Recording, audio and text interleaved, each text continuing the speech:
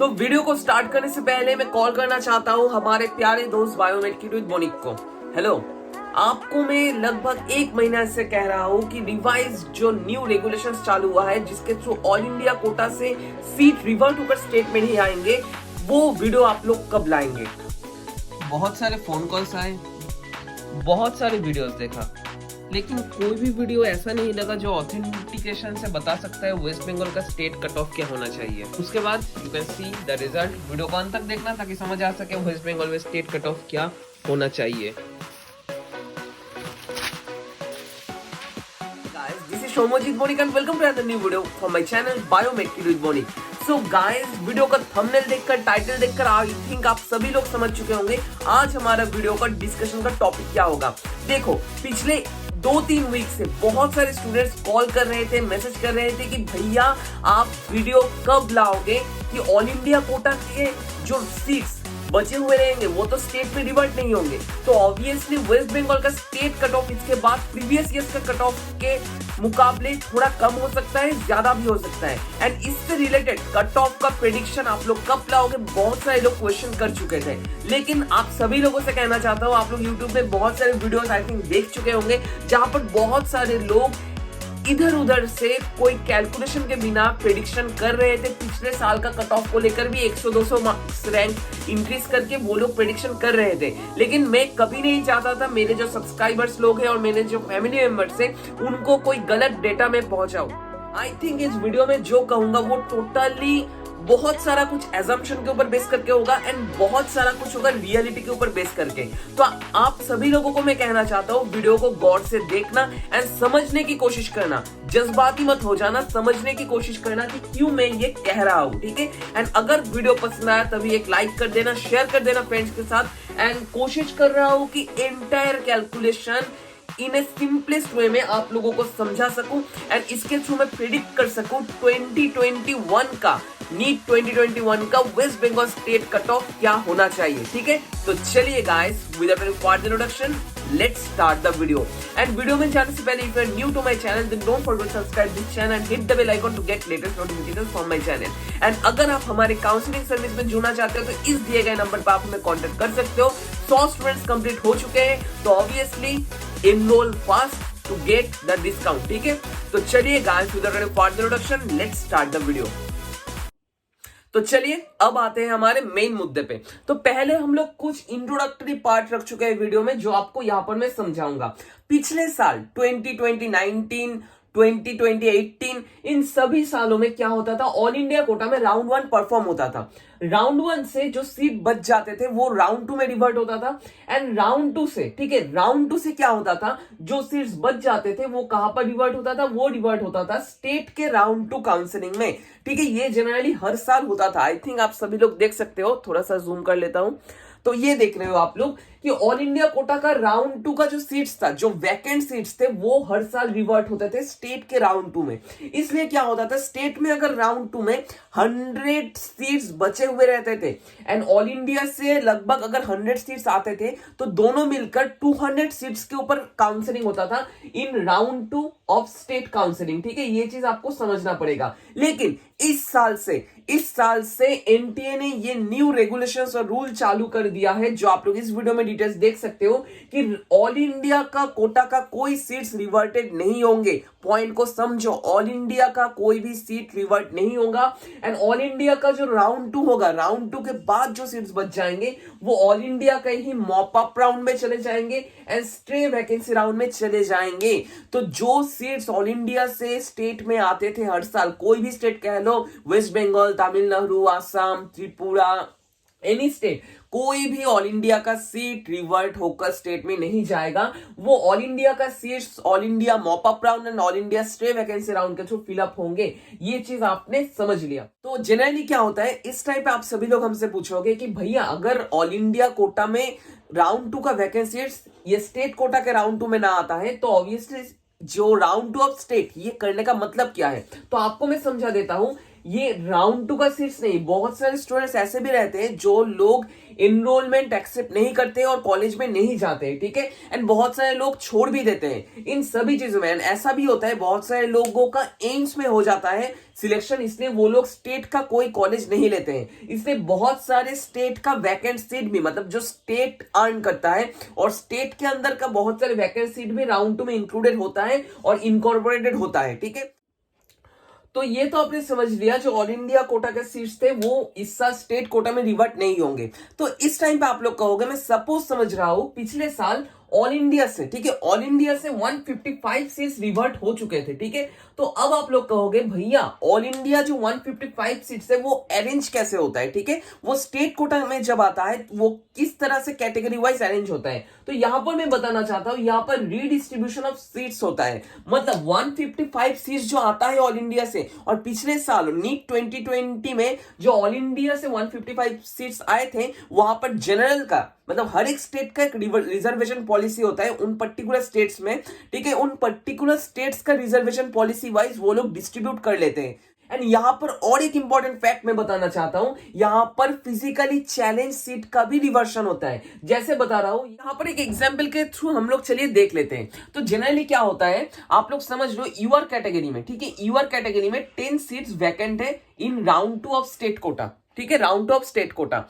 And यहां पर आप लोग देख सकते हो फिजिकली चैलेंज्ड कोटा में 5 सीट्स अवेलेबल है in all India round 2 of state. तो जनरली क्या होता है वहां पर तो ऑलरेडी डॉक्यूमेंटेशन रहता है, जब सीट मैट्रिक्स, ठीक है, जब seat matrix of round 2 release होता है तो यहां पर ये डिफरेंशिएट करके हर एक कैटेगरी के लिए लिखा हुआ होता है। लेकिन जब काउंसलिंग स्टार्ट होता है और काउंसलिंग में जो सर्वर में डिफरेंस प्रोसेसिंग चलते हैं वहां पर अगर देखा जाता है क्या यहां पर ओनली 2 स्टूडेंट्स एलिजिबल है, तो ऑब्वियसली ये क्या होगा, यहां पर देख सकते हो, यहां पर 2+3 सीट्स तो खाली ही जाएंगे, लेकिन ये 3 सीट्स मॉप अप राउंड में इंक्लूडेड नहीं होंगे। ये सीट्स यहां पर जनरल यूआर राउंड 2 में क्या होगा, 13 सीट में ये सीट कन्वर्ट हो जाएंगे। एंड यहां पर देख सकते हो अगर कोई eligible candidate physically challenged quota में नहीं रहता है तो वो कैंडिडेट कोरेस्पॉन्डिंग कैटेगरी में कन्वर्ट हो जाता है। समझ नहीं रहे हो, फिर से बता रहा हूं, एफएक्यू सेक्शन wbmcc.nic.in और wbmcc के एफएक्यू सेक्शन में लिखा हुआ है, क्वेश्चन नंबर यहां पर आप लोग देख सकते हो। क्या होता है अगर कोई एससी पीसी कैटेगरी का सीट है, ठीक है, लेकिन एससी पीसी कैटेगरी में समझ लो 10 सीट्स अवेलेबल है कोई कॉलेज में और टोटल, ठीक है, लेकिन यहां पर एलिजिबल कैंडिडेट कितना है, एलिजिबल कैंडिडेट है टोटल कितना, यहां पर 2, तो ऑब्वियसली 8 सीट तो खाली जा रहे हैं, तो 8 सीट जनरल एससी कैटेगरी में इंक्लूडेड हो जाएंगे, ठीक है। यहां पर जो क्लॉज है वहां पर आप लोग देख सकते हो।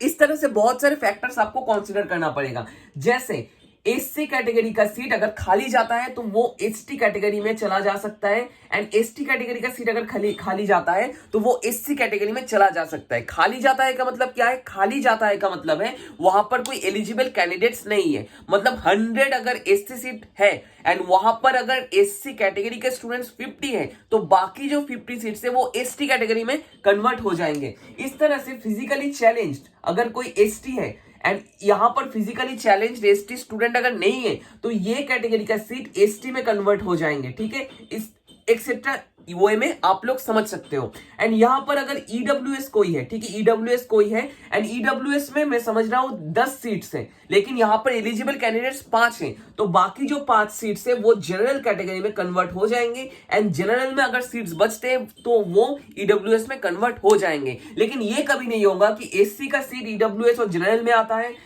ये एसटीपीसी का सीट ईडब्ल्यूएस और जनरल में आता है। तो मुद्दा बात यही है कि एससी का सीट अगर वैकेंट जाता है तो वो एसटी में कन्वर्ट हो सकता है, एंड एसटी का सीट अगर वैकेंट होता है तो एससी में कन्वर्ट हो सकता है, एंड जनरल एंड ईडब्ल्यूएस में ये हो सकता है। एंड फिजिकली चैलेंज जिस कोटा में खाली है उसी कोटा में फिजिकली चैलेंज सीट रिवर्ट होते हैं स्टेट के अंदर, ठीक है, ये चीज आपको समझना होगा।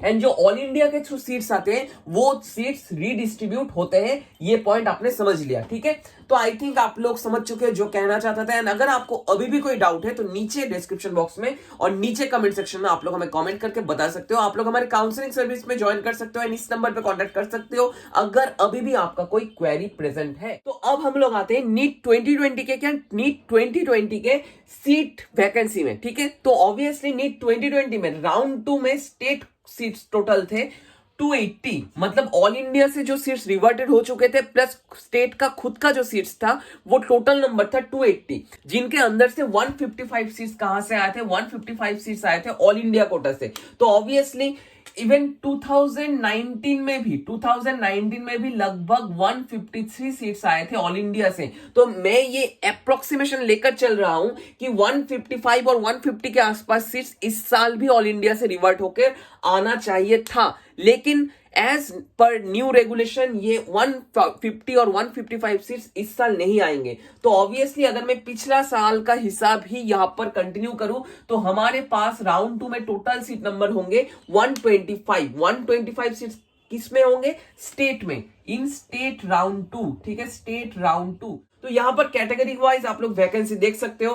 कैटेगरी में जनरल कैटेगरी में वैकेंसी थे और वैकेंसी थे 102, एससी में 44, एसटी में 10, ओबीसी में 20, ओबीसी में 12 एंड ईडब्ल्यूएस में 14। एंड यहां पर टोटल फिजिकली चैलेंज सीट का भी वैकेंसी आप लोग देख सकते हो 27, 23, 8, 5, 5, 10, लगभग 78 के आसपास फिजिकली चैलेंज सीट्स थे। तो यहां पर ये बताने का रीजन क्या है, ये बताने का मेरा एक ही रीजन था, अगर 27 में, ठीक है, अगर 27 फिजिकली चैलेंज में लगभग 5 फिजिकली चैलेंज यहां पर जनरल कैटेगरी में एडमिशन लेते हैं तो बाकी 22 सीट्स यहां पर जनरल में आकर इंक्लूडेड होंगे, ठीक है। एंड कोरेस्पॉन्डिंग अगर यहां पर 5 ओबीसी सीट्स है इन फिजिकली चैलेंज्ड कोटा, ठीक है। तो यहां पर मैं समझ रहा हूं 2 फिजिकली चैलेंज्ड ओबीसी एडमिशन लिया है तो बाकी जो 3 सीट्स होंगे वो चीज ओबीसी ए में कन्वर्ट और रिवर्ट हो जाएंगे, ये रिवर्शन होता है। एंड यहां पर आप लोग देख सकते हो AIQ से कैटेगरी वाइज अगर मैं इसको डिस्ट्रीब्यूट करूं 155 सीट्स को तो ये सीट यहां पर आकर इंक्लूड हुए थे पिछले साल। तो यहां पर बहुत ही थोड़ा कॉम्प्लेक्शन है एंड जो इस वीडियो में मैं डिस्कस नहीं करूंगा, लेकिन मैं ये एज्यूम कर ले रहा हूं इन सभी चीजों को एनालाइज करके एंड प्रीवियस 2-3 ईयर का पेपर एनालाइज करके कि this year this seat vacancy should be available in round 2, मतलब राउंड 1 के बाद राउंड 2 में जो वैकेंट सीट्स रहेंगे इन वेस्ट बंगाल स्टेट कोटा वो होना चाहिए जनरल के लिए 55। टोटली एक एजम्पशन के ऊपर बेस करके एवरेज करके बता रहा हूं ये चीज। तो गाइस अगर आपका खुद का कोई ओपिनियन और डिसीजन है आप लोग नीचे कमेंट बॉक्स में कमेंट कर सकते हो, ये एब्सोल्यूट नहीं है, बार बार कह रहा हूं, ठीक है। एंड बहुत सारे एवरेज के ऊपर भी मैं ये वीडियो बना रहा हूं, ठीक है। एससी के लिए 30 सीट्स, एसटी के लिए 10, ओबीसी के लिए 15, ओबीसीबी के लिए 15 एंड ईडब्ल्यूएस के लिए 10। ये वैकेंसी और ये सीट मैट्रिक्स होना चाहिए इस साल राउंड 2 ऑफ स्टेट कोटा, ठीक है। तो ये चीज मैं आपको फिर से बता रहा हूं, अगर इस साल नीट 2021 में, ठीक है, अगर नीट 2021 में हम लोग ये मानकर चले कि इतना सारा सीट्स इस साल ईच कैटेगरी में इंक्लूडेड होंगे, मतलब मैं कह रहा हूं पिछले साल जो वैकेंसी था राउंड 2 में, ठीक है, वैकेंसी था 102, वो अगर 55 सीट वैकेंसीज रहेंगे जनरल में तो ये जो सीट्स है अगर हम लोग पिछले साल का कट ऑफ रैंक के साथ ये ऐड करते जाए तो हम लोग कोरेस्पॉन्डिंग इस साल का राउंड 2 में कट ऑफ निकाल सकते हैं with the difference of round 1 cut off West Bengal, ठीक है, ऑफ नीट 2020, ठीक है। ये हमारा टोटल कंसेप्ट है। एंड चलिए इसके बाद देख लेते हैं इसके ऊपर बेस करके और इस एजम्पशन के ऊपर बेस करके क्या निकलता है वेस्ट बंगाल का स्टेट कट ऑफ क्या होना चाहिए। तो पहले ही बता देता हूं cut off round 1 in general category पिछले साल का मतलब नीट 2020 का वो था 33,565, एससी में 1,22,138, एसटी में 4,28,218, ओबीसी में 35,932, ओबीसी बी में 40,439 एंड ईडब्ल्यूएस में 38,385। ये था प्रीवियस ईयर का राउंड 1 का कट ऑफ। राउंड 1 फिर से बता रहा हूं ये राउंड 2 का नहीं था, राउंड 1 का कट ऑफ नीट 2020। तो चलिए नेक्स्ट सेगमेंट में डिस्कस कर लेते हैं इस साल का कट ऑफ क्या होना चाहिए। एंड स्टे ट्यून्ड ताकि आपको समझ में आ सके इस टोटल एजम्पशन का रिजल्ट क्या आ रहा है। कट ऑफ निकाला जा सकता है कैटेगरी वाइज। तो इसका बेसिस में मैं कुछ चीज कहना चाहता हूं। आप लोग पूछोगे भैया पिछले साल का राउंड 1 के साथ इस साल का राउंड 1 का सिमिलरिटी क्या होना चाहिए एंड इसके ऊपर बेस करके आप लोग कट ऑफ कैसे निकाल सकते हो। नीट 2021 में नीट 2022 में जो मार्क्स वाइज रैंक था उसके अंदर डिफरेंस 1 से 2 ही है। मतलब कोई पर्टिकुलर रैंक में जो मार्क्स का डिफरेंस हो रहा था और मार्क्स का रेंज बिलोंग कर रहा था वो 1 से 2 मार्क्स का ही था। तो इसको मैं कंसिडरेशन में ला रहा हूं एंड मैं इसको इक्विवेलेंट मान के चल रहा हूं। First point. सेकंड पॉइंट, यहां पर मैं और एक चीज इंक्लूड करना चाहता हूं, बताना चाहता हूं इस साल मैं ये मान कर चल रहा हूं और ये मान के कट ऑफ प्रेडिक्ट कर रहा हूं कि इस साल कोई गवर्नमेंट मेडिकल कॉलेज ओपन नहीं होंगे, क्योंकि अभी भी कोई ऑथेंटिक डेटा हमारे पास नहीं है कि इस साल गवर्नमेंट मेडिकल कॉलेज ओपन होंगे या नहीं होंगे। एंड इन दो चीज को कंसीडर करके मैं ये बता रहा हूं, ठीक है। तो जो कैलकुलेशन के बाद मेरे पास डेटा आया है दैट इज जनरल कैटेगरी का कट ऑफ होना चाहिए। जनरल कैटेगरी का कट ऑफ होना चाहिए, यहां पर आप देख सकते हो 35,192 टू 35,500, ठीक है। ये एक रेंज में बोल रहा हूं जो आपको जानना जरूरी होगा, ठीक है। यहां पर आप लोग देख ही सकते हो, यहां पर ईडब्ल्यूएस कैटेगरी का कट ऑफ होना चाहिए 41,112 टू 41,500 के आसपास, जो पिछले साल के कट ऑफ के मुकाबले थोड़ा सा कम है, ठीक है। यहां पर आप लोग देख सकते हो जो कट ऑफ बता रहा हूं वो पिछले साल के कट ऑफ के हिसाब से थोड़ा सा कम है। इसका रीजन क्या है? इसका रीजन एक ही है कि जो रिवर्शन ऑफ सीट हो रहे थे वो इस टाइम से नहीं होगा। एंड इसके लिए 155 सीट्स और 160 सीट जो हर साल आते थे ऑल इंडिया कोटा से, ये इस साल नहीं आएंगे। एंड ये जो कट ऑफ डिक्रीज होगा, ये जो कट ऑफ इंक्रीज होगा, कट ऑफ रैंक ये जो डिक्रीज होगा, ये आप लोग गेस कर ही सकते हो because of this reversion stopping, ठीक है। ये आप लोग समझना पड़ेगा। ओबीसी ए कैटेगरी में जो कट ऑफ होना चाहिए 37,558 टू 37,900 के आसपास। ओबीसी बी कैटेगरी में कट ऑफ होना चाहिए 44,145 टू 44,500 के आसपास।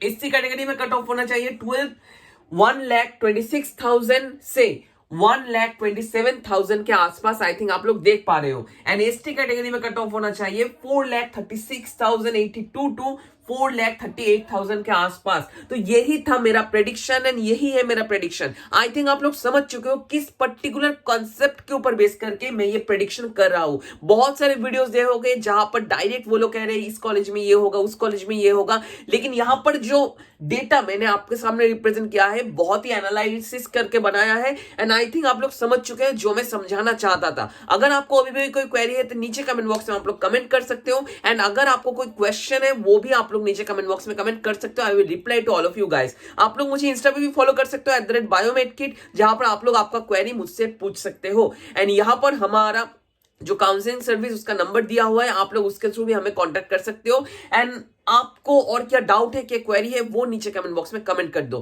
पहले ही बता देता हूं टोटली एजम्पशन के ऊपर बेस करके बनाया है। एंड जो जितना एनालिसिस कर पाया हूं, टोटल एनालिसिस यहां पर भूर के डाला है मैंने। तो अगर कोई डाउट है तो गाली मत बकना, नीचे क्वेश्चन सिर्फ करके जाना, ठीक है। आज सिर्फ इतना ही। नेक्स्ट दिन होगा और कुछ इंटरेस्टिंग वीडियोस को लेकर। तब तक के लिए stay tuned with biomed kid with Bonik. Thank you guys.